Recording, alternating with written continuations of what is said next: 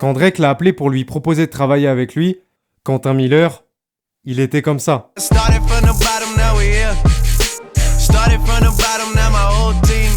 Sauf qu'après l'intervention de Meek Mill, il était plutôt en mode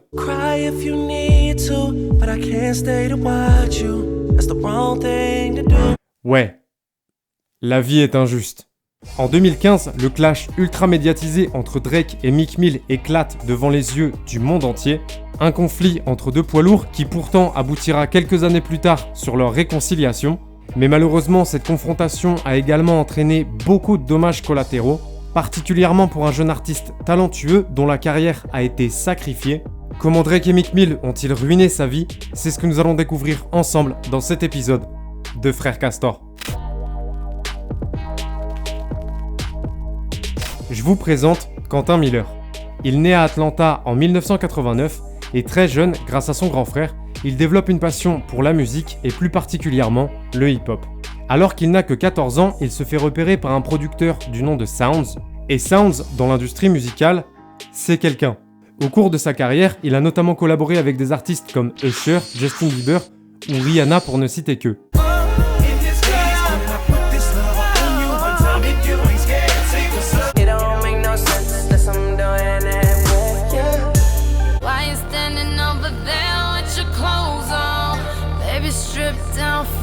En travaillant avec lui au fil des années, Quentin a donc eu l'opportunité de côtoyer beaucoup de gens de l'industrie. Et en 2010, alors qu'il a tout juste 21 ans, il signe chez Epic Records, un gros label américain appartenant à Sony. Quentin est sur le point de réaliser son rêve, il vient de signer en maison de disques, sa carrière va pouvoir décoller. Du moins, c'est ce qu'il s'imaginait. Malheureusement, tous ses espoirs ont rapidement été anéantis puisque quelques mois après sa signature, son label le lâche.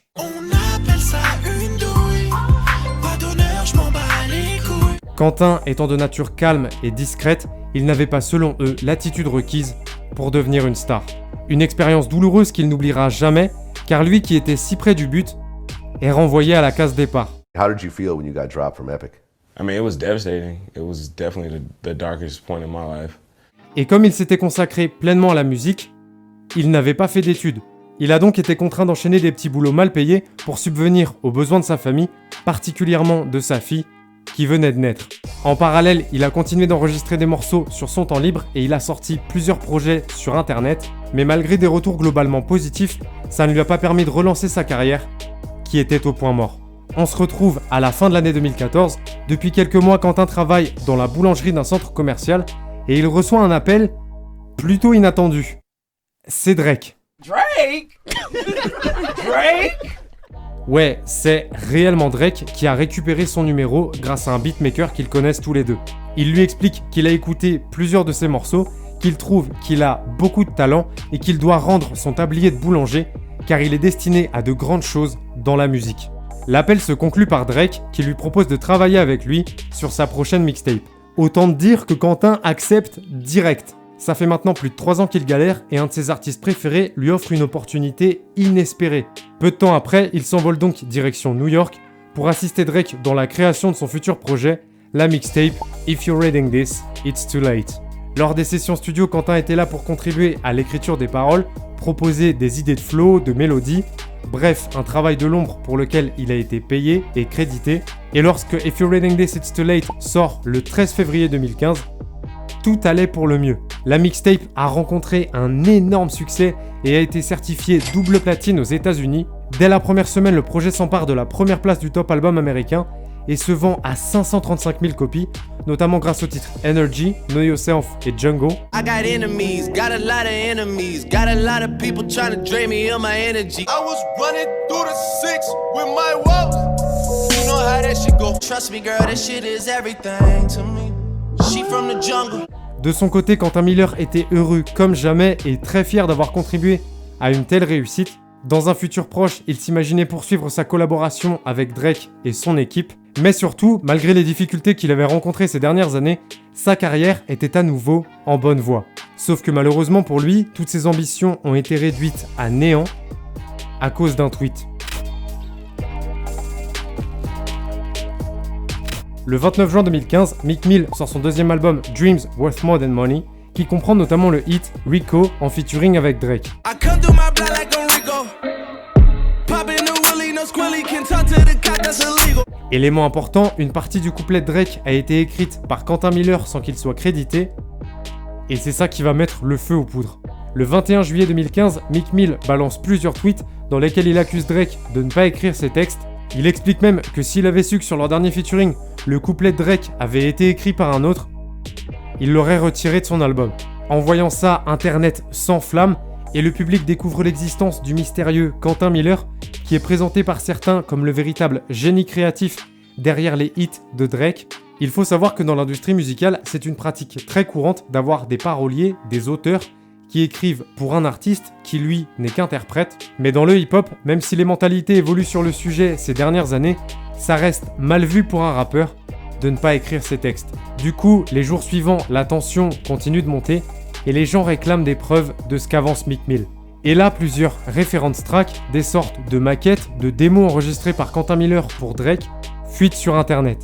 À titre d'exemple, ça c'est un extrait de la reference track pour Rico. Oh, money, new women, gotta keep it balanced. The girl of your dreams to me is probably not a challenge. Et ça, un extrait du morceau officiel. Always new women, gotta keep it balanced. The girl of your dreams to me is probably not a challenge. Ouais, c'est la même chose. Et comme sur ce titre précis, Quentin n'avait pas été crédité, la polémique a continué à prendre de l'ampleur.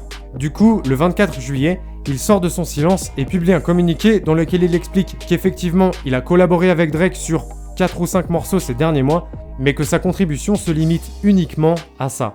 Et puis, il disparaît des radars. Drake et Meek Mill, eux, continuent de se clasher et de s'envoyer régulièrement des pics par morceaux interposés jusqu'en 2017. Et en septembre 2018, à la surprise générale, Drake fait monter Meek sur scène lors d'un de ses concerts pour officialiser leur réconciliation.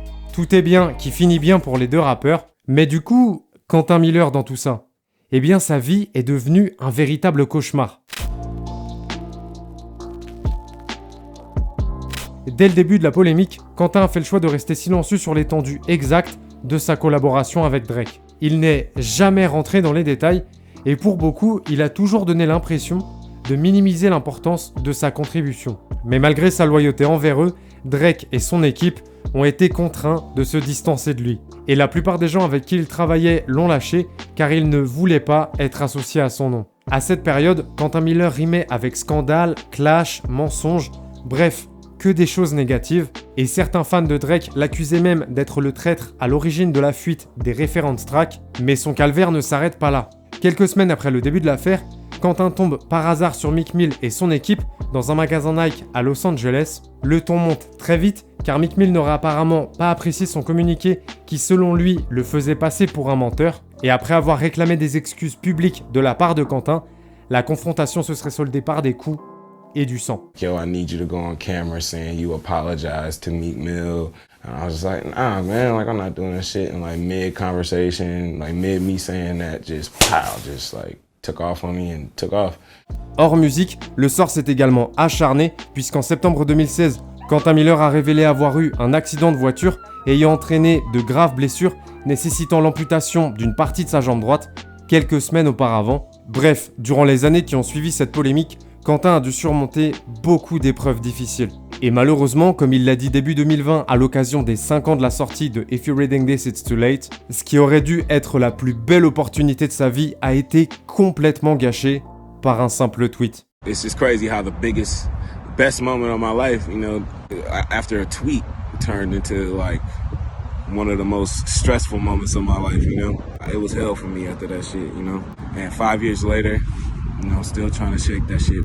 Aujourd'hui encore, il continue de poursuivre son rêve de devenir un artiste à succès, mais le nom de Quentin Miller est et sera probablement toujours associé à cette affaire qui a entaché sa carrière alors qu'il n'avait rien demandé. Je t'invite à aller découvrir sa musique, il a beaucoup de morceaux dispo sur internet. Mention spéciale pour Potential, All Around Feeling et Combination que je kiffe vraiment. Si tu as apprécié cette vidéo et que tu veux que j'en fasse d'autres, tu le sais, lâche un gros pouce bleu. Je t'invite à aller regarder cette vidéo dans laquelle je te raconte l'ascension fulgurante de Pop Smoke jusqu'à sa mort, ou celle-ci qui explique le clash improbable qui opposait Mac Miller à Donald Trump.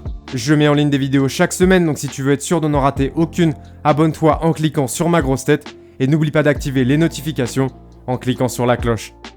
La bise.